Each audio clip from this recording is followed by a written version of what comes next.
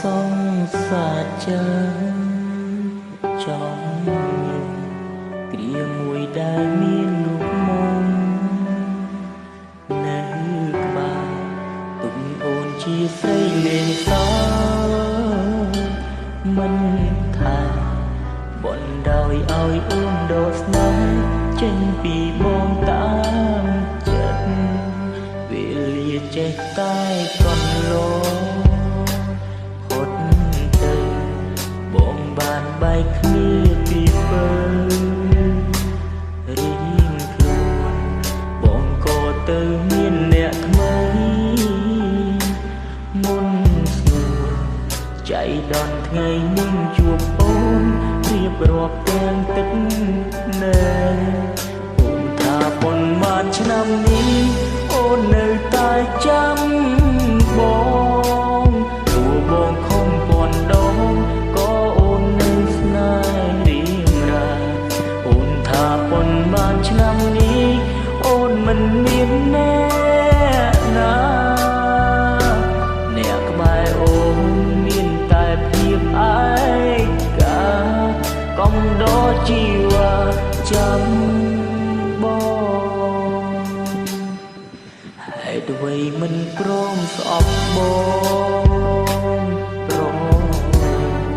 ហេតុអ្វីអូនស្រង់ទឹកភ្នែកយ៉ាងបើមិនបានជួបមាសមេពេលនឹងបងរឹតតែនៅមិនដឹងថាអូននៅតែស្មង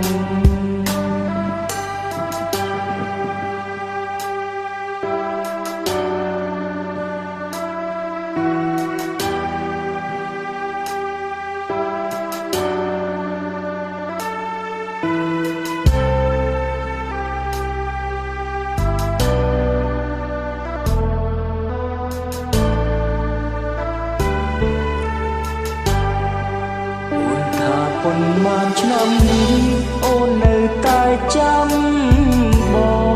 ងទោះបងខំពាន់ដងក៏អូននៅស្នេហ៍រៀងរាអូនថាប៉ុន្មានឆ្នាំនេះអូនមិនមានអ្នកណាអ្នកក្បែរអូនមានតែភាពឯកាកំដរជីវ៉ាចាំ